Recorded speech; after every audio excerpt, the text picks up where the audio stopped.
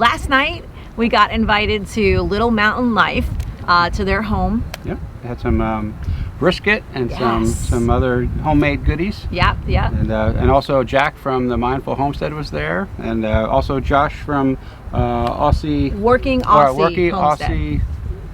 Yep. Working Aussie Homestead. Yeah. Yeah, he was there as well. So we got to, there were some other YouTubers there, and we got to hang out and talk and enjoy each other's company. And that was fun. Yeah, it was a lot of fun. It was kind of a nice surprise for us. And we were kind of trying to figure out where we wanted to go out for dinner, and we were invited. So we brought the ice cream. Yeah, we did. That's all that matters. That's all that matters. No, we're kidding. But they made some peach cobbler pie. My. Really good. And, so good. But we did bring the ice cream. But yeah, we were excited to be able to hang out with everybody, and we want to thank you guys for inviting us. Thank you very much. We really appreciate it. We really enjoyed your company. Yeah.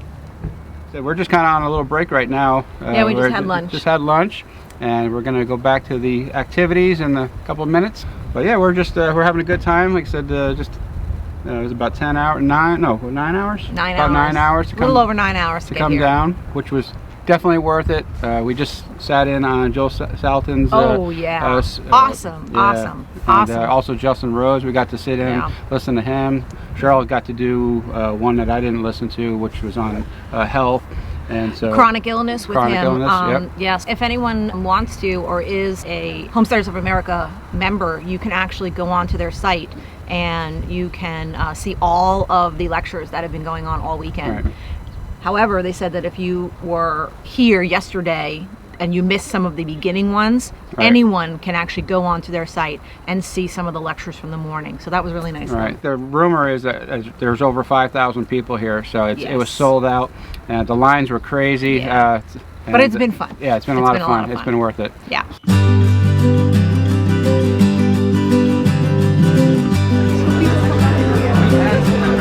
It is more of a Hi. How are you? Good. I wanted to ask, are you bringing these spoons? We did have spoons. Sold them off. Yes. I know. Every time I try to get them online, they're gone. I know. It's crazy. Yeah. Thank you so We much. sold them. We sold the last one maybe about a couple hours ago. Oh, really? Okay. We walked by here earlier today, and I was like, yeah. We probably would have had them there. But yeah. Okay. Cool. This one we made 3 years ago here at the Homesteader Conference. Okay. So that's why we're raffling it off, because it started here as part of one of our classes, and we thought it'd be fun to bring it back.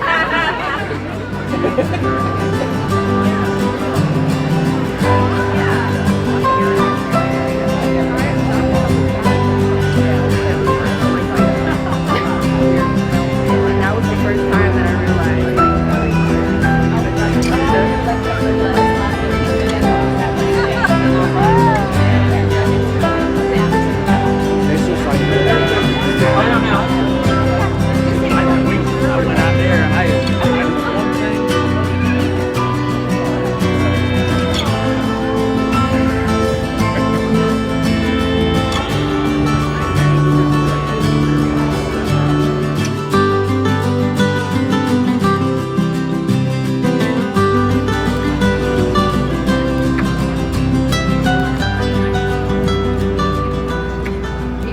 So I'm with Josh from Working Aussies Homestead. Tell us a little bit about what you do and how long you've been kind of involved with the homesteading and the whole process. So we started homesteading in 2019. Our first year was 2019 here, and then we really started diving into it after that. We started with 12 chickens, and now we're up to 6 pigs, 4 mini La Mancha goats, 7 Aussies, many egg layers, and many meat chickens, and then we have the 6 Kuni pigs that we have in 2 of which we have in here. As far as the Kunis go, our setup is very similar to this. So one of the things that was really nice for us was they only get to be 200 to maybe 300 pounds depending on sex and age, and grow out time is between 12 and 18 months. They don't take a lot of feed. We feed about 1.5 cups to 3 cups of grain per pig each day. So you're feeding more grain to most people's chickens than you are feeding to your pig. We supplement with alfalfa pellets and beet pulp during the winter to kind of keep them full and to give them that green that they like. But all in all, they usually stay in a pen like this for about 3 to 7 days, and we rotate around our property and let the chickens come behind them, and then let that ground rest for about 90 days, and Nice. and that's what we do. We've been doing it for 2 years now, and it's been a good road so far. So you move the trailer around the property then? So I don't have the trailer in my setup. That's the only thing I don't have in here. I have like a Justin Rhodes pig shelter that we move with them, and it holds 2 or 3 pigs depending on how many are in there. Max, I usually have 3 or 4 in a pen at one time. So yeah. What do you think the two here weigh right now? The orange one is probably around between 2 and 250, and I would say that the smaller one is probably closer to about $120, $150. So I have one at home that's from that litter, and he's probably getting close to 2, and he'll be processed in December. So nice. So who's this pretty girl here? So this is Juniper. She is our deaf double merle Aussie that we fostered. We also raise Australian Shepherds, so we have a really extensive program that we go through, but we also work with a local herding shelter. So anytime they get a double merlin or something like that that might be deaf or blind, they'll give us a contact and we'll work with them on it. Awesome. Yeah. I'll make sure I provide your link so people can reach out to you if they have any questions. Sounds good. Awesome. Well, it's great meeting you. We're happy to help. Yeah.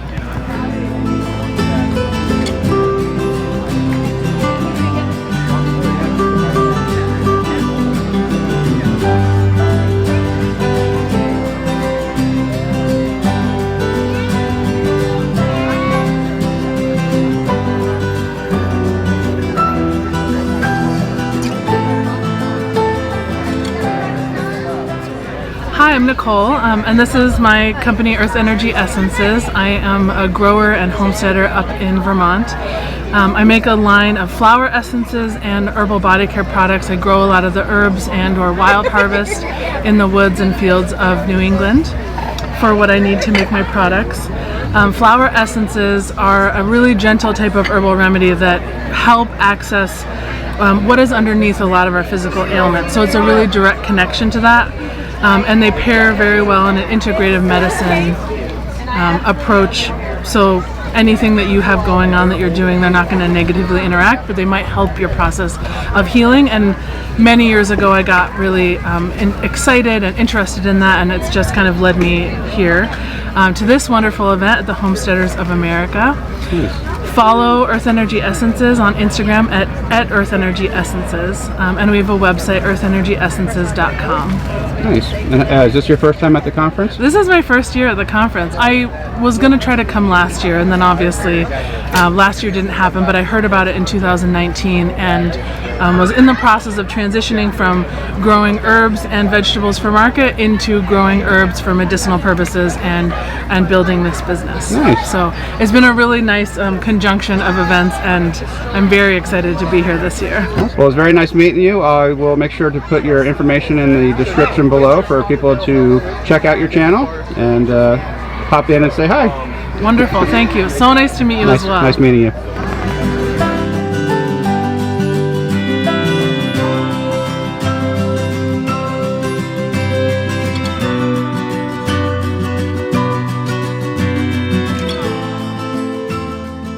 Just ignore me. I'm just doing B-roll stuff. It's okay. B-roll. Okay.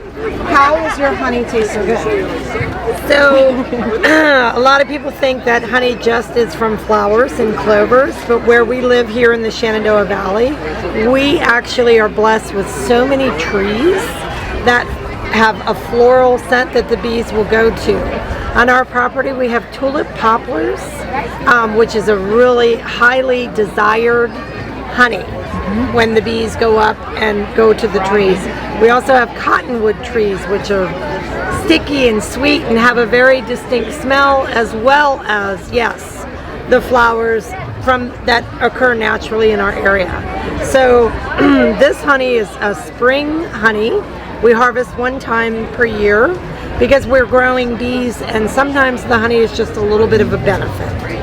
It's very light, very sweet, very clean, and this is not, we don't feed our bees sugar water, so this is all their work. So, how long have you guys been doing the beekeeping? It feels like forever. I'm going to say about 6-7 years, not 100%. We had a horse farm that the farmer, for the horse farm, there was a beekeeper on it. So when Kaylee was little, she'd meander up to the hives. So I think it's in us, been in us for a long time, but we just never really, this just started as part of the journey with the homesteading and doing everything we're doing. It's just the supplement too. Oh, okay. Is this the first time you guys been at the Homesteaders of America conference? No, we actually went when it originally started down in Culpeper, and it outgrew that venue and then came here to Warren County. And according to yesterday, I think we might have outgrown this venue, which isn't a bad thing. These are good things, but I hope that that trend continues. Right. And Kaylee's doing the question and answer, so I'm the Mama Honeystead. Mama Homestead.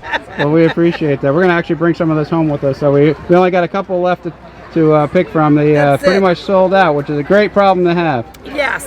And you guys were doing an apothecary. How's that going? Oh my goodness. Okay, so it's bothering them in their hive. Okay, whether it's vermin or something, they're going to go down to their bees. The bees are going to fly down to a mouse. They're going to heat that mouse up. Okay, and then when it has passed, they're going to encode it in propolis, and that is to keep anything nasty from coming up into the hive. Right. So same thing, anything that comes in, if there's a crack in their hive, they're going to fill it. Right. So as a beekeeper, most people get propolis and it gets all over everything. It's a big sticky mess. So what we do, we have a jar down at the apiary, we throw a propolis in it. When we come inside, we throw the propolis that we've collected into a jar, and this is about 1-to-8 ratio. Okay. It changes because every time we go in, we add more propolis. Every time we pour off, we add a little more vodka to it. So you want a high percentage of alcohol. Okay. So at least 150 proof. Okay. Okay. The good stuff. Right. So the propolis is made from all the tree russes. Right. And as I said, we have cottonwood, we have tulip poplar. So this propolis actually has such a floral note, it's almost incredible. But I will let you smell this. Oh my gosh, that smells so good. Isn't that incredible? Now, if you'd like, I said it's an alcohol. If you'd like, I'll let you taste it. Sure. Or just put 1 drop on your hand. And then I'll tell you why. Well, 2 drops.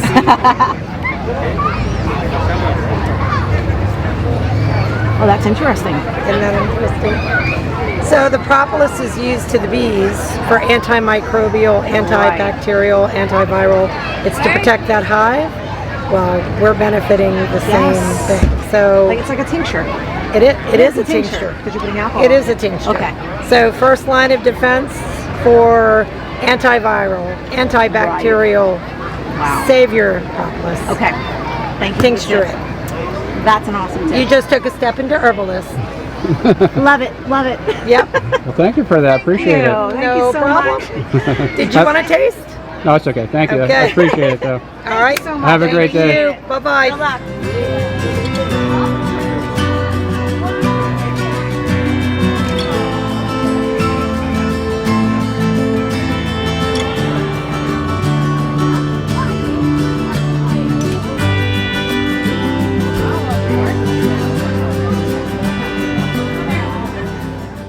I'm Jillian DeQuino with New Country Organics. We are a certified organic livestock feed company based in Waynesboro, Virginia and Lubbock, Texas.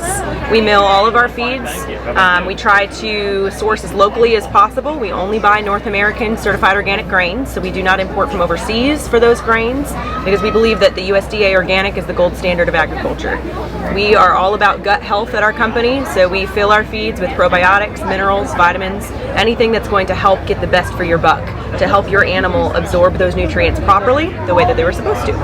So we are also soy free. We believe that soy is used too much in our main world, I guess, both in human and animal nutrition. Yes, it's cheap. Yes, it has some good properties, but if you use too much soy, you actually end up causing nutritional deficiencies in that it blocks the uptake of other nutrients due to the phytoestrogens and also, I'm going to butcher this word, isoflavins, people say it differently. I've been with the company for almost 7 years. I've been feeding this feed before I started working there. My mom and I raised a herd of Nigerian dwarf dairy goats, and I noticed that there was just, they weren't thriving, they weren't doing well. And so I started looking into nutrition. I also have a degree in animal and poultry science because I believe in trying to have the most well-rounded nutrition program so that my animals thrive, both in the show world and on my farm. And so we didn't want to just have dairy goats that looked pretty. We wanted to have ones that could actually produce in the pail. So since switching to New Country Organics, we were formerly Countryside Organics, my goats thrived. One of them was #1 in the nation on one-day milk test in, I think, 2012, I want to say. So that was really cool to achieve that. We weren't trying to win national recognition or anything. We just wanted to see what our goat could do. And my small 60-pound goat produced 6.3 pounds of milk in one day, which was just over 12 cups of milk. And that was on this feed and on chaff hay. So that was pretty cool. Yeah, wow. Yeah. Is this your first time at the conference? Nope, we actually came to the very first one. I think it was in 2017, and that was at the Fauquier Fairgrounds. I go around and go to a variety of different conferences for New Country. Sometimes that's like the Mother Earth News Fairs, things like that. We just like to get out into the community and try to make organic as affordable as possible because we want to help people produce their own foods. We are passionate about sustainable agriculture. We want to help people get back to their farming roots and produce for themselves. I always tell people if you can grow a garden in Brooklyn on a rooftop, you can farm. Yeah. It's funny, my wife's from Brooklyn. Oh, really? That's awesome. Right, well, it's very nice meeting you. Anything that you kind of wish you knew at the beginning of this whole process that you know, could... Don't be afraid to try. Yeah. I will say organic does not have to be 100% organic when you start out. Just start somewhere. Find what works for your farm. There's a million different ways to do a setup, and just focus on cleanliness, maintenance. Make sure you have a solid nutrition program because that will save you in the long run with your vet bills. Very good advice. Well, thank you very much. It's nice meeting you. You too. Thanks for coming over.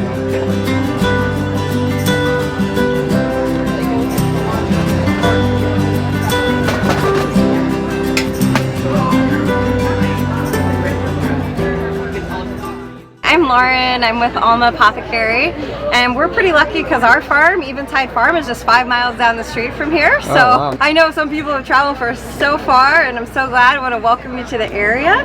And ALMA Apothecary is an all-natural herbal product business for your health and your home. And I started about 4 years ago with herbal teas. I was actually on a year-long road trip. We were looking for our property, where we wanted to be, and I took an herbalism course. And I did my first table in Spokane, Washington, and then we came all the way back here to Virginia to set down some roots, and I've since expanded to soap and candles, balms and salves. But my culinary spice blends are also an important part of herbalism that people tend to forget about. Our culinary herbs and cooking healthy from scratch meals. So that's what it's all about. Everyone thinks that my name is Alma, which is kind of awesome. Everyone's like, oh, hey, Alma! And I'm like, okay. Yeah. But it means soul in Spanish, which is why I chose that name, because it's not just that you buy a beautiful bag of herbal tea or a bar of soap, it's that you take the time to have a moment of reprieve from your busy day, all of your commitments for self-care. And so to nurture the body and the soul. So that's what it's all about, and I've had a great time here, guys, catching up with so many of you, and Thanks. How long have you been coming to the conference? This will be my second conference since it was, you know, we weren't able to get together last year. Okay. But I hope to make it to the Tennessee event if I can. And do you guys have a YouTube channel?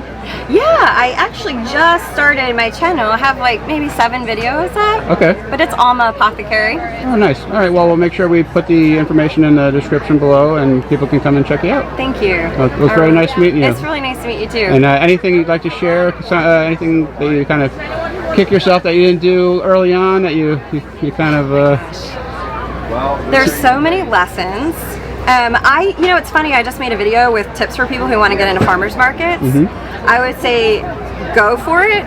It is very nerve-wracking, especially since it's a real representation of yourself. And I would also say, you know, keep your overhead low. Yep. Stacking stuff in displays is like so important. There's a saying in farmers markets like pile it high and watch it fly. Yep. But like use stuff that I have pulled baskets off my shelves. Like start small, keep your overhead low so that you can get those early gains to keep you motivated in your business.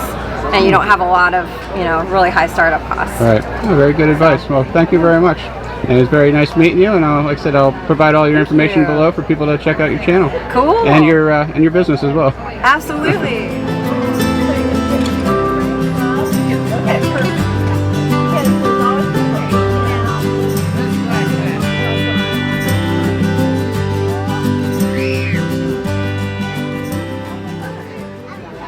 Tracy Peelmeyer with the Hive Butler. I was a frustrated beginner beekeeper and I found a problem with something to hold my beautiful honey frames.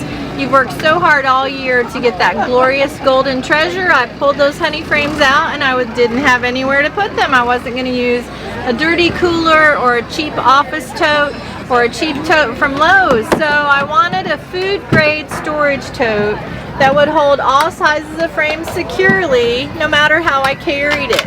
I wanted it to have big handles for people who are wearing leather gloves or men beekeepers with big hands so they could easily carry it out in the yard. And I wanted it to have a secure lid to keep my honey stored safely. But honey harvest is only a couple days a year, so I knew a box like this would need to work a lot harder than just honey harvest.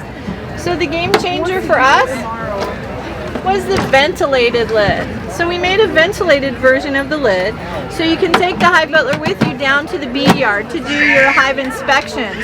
I'm pulling those frames out looking for my queen. If I see her, she's going in here over in the shade, protected, not gonna step on her, she's not gonna fly away. If I don't see her, I'm still putting those frames with bees into the Hive Butler. I use it as a quiet box where they're out of my face. Again, I don't want to step on them, etc. And it is the bomb for collecting swarms. I have a great video on my YouTube channel collecting a swarm in my own yard. I'll put drawn comb deep frames in every other slot, maybe 4 frames. Up the ladder you go, you dump your swarm in. I can put my lid on with one hand, if I orient it correctly. Put my lid on with one hand, and it doesn't matter how I carry them down the ladder. They're all securely riding on their drawn comb frames, and I can carry it any way I want to. Take the bees home in my car. None are leaking out. I even gave you some zip tie holes. I don't use them, but you can. And then another adaptation is we made the Hive Butler into this nice uncapping tank. So our uncapping tank helps you process that honey quickly, get it ready to go to extraction. But a greater advantage is this tote is exactly what I just showed you, only it has a gate in the front of it. So when it's not honey season, you can be using this bottom tote with the ventilated lid to do all that bee work. So our uncapping tank is not sitting on the shelf 11.5 months of the year doing nothing for you. So the Hive Butler should be working for you all year round. Of course, we didn't even talk about in the off season storing your drawn comb. I do store all my drawn comb in Hive Butler totes over the winter. After the bees dry them out, I run them through the freezer for 24 hours for any insect eggs that you might have, and then into the Hive Butler totes with the desiccant packet. No paramoth. have a great video on my YouTube right now about fall prep where we talk about that. But we shouldn't be putting insecticide on our drawn comb that we're going to use for honey the next year. So would love to have you guys subscribe to my YouTube channel, and thanks for having me today. Yeah, thank you very much. I appreciate it. Yeah, we'll definitely provide the link below in the Any questions I below. can answer for you? Is this your first time at the Homesteaders of America conference? This is my first time at the Homesteaders of America conference. We were so delighted that Doug invited us on his channel a couple years ago, and now just meeting Homesteaders has been a wonderful time, and we're looking forward to coming back. Hope you guys will be here next year. Awesome. Thank you very much. Appreciate it. Thank you. So I just saw this really cool invention for the beekeeper's veil. It's called the AUSSIES.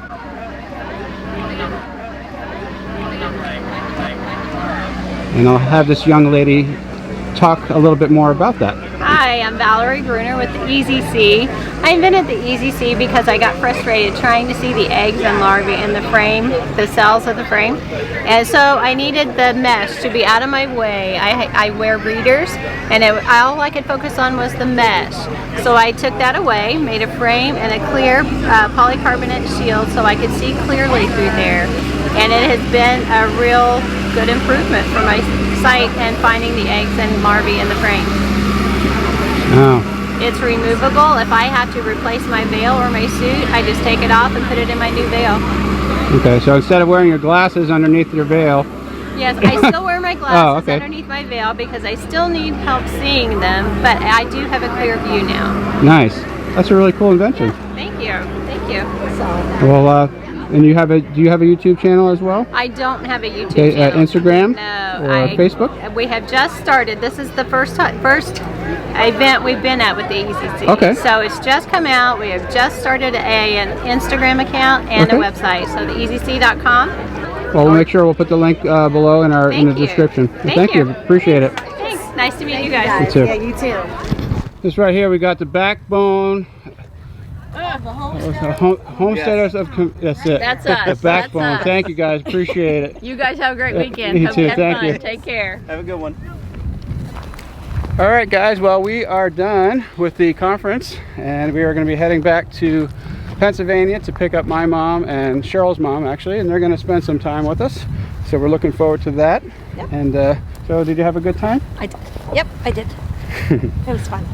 Yeah, it was a long drive. Like I said, it was worth it though. We had a, being able to see all the people that we saw and got to meet people from all over the country, especially people that you kind of think that because you watch them all the time.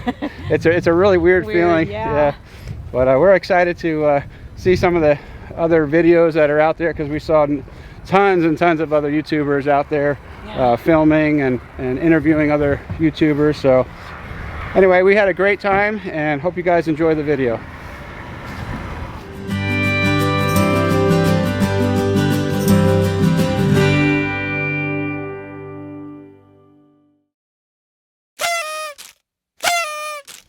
We got to my mom's house last night in Bethlehem, Pennsylvania. We're picking her up now, loading up the truck, and now we're going to head over and pick up Cheryl's mom.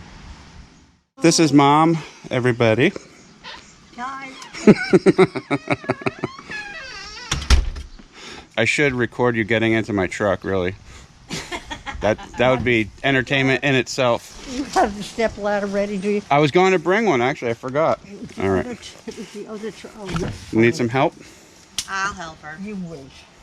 She'll get in there, no problem. Watch. Watch. She's gonna, Her and this her. 80-year-old lady's gonna outdo you. 83 next That's month. right. That's 83 right. next month. Her and her 83 pillows. She got it, no problem. Yay. My mom's gonna need a little help. She's got bad hips and knees. That's why you need the ladder. All right, let's go get mom number 2. Gonna do a little cameo.